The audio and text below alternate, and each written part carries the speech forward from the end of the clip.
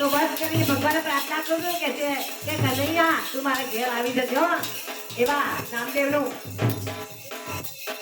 નામદેવ ભગવાનની ભક્તિ બેટામાં લીન થઈ ગયા અને પછી તો એમને નાતો પર બંધાઈ છે એટલે લાલાને પ્રાર્થના કરવા કે છે કનૈયાને કે છે જય હો ભગત બન્યા પણ ભેદ ન જાણ્યો હવે ભગત બન્યા પણ ભેદ ન જાણ્યો બોલે વાયડે મોવાણી જય હો અરે તું કહે ગમે એટલું ભરો પણ નહીં રહે પેટમાં પાણી અરે સમજી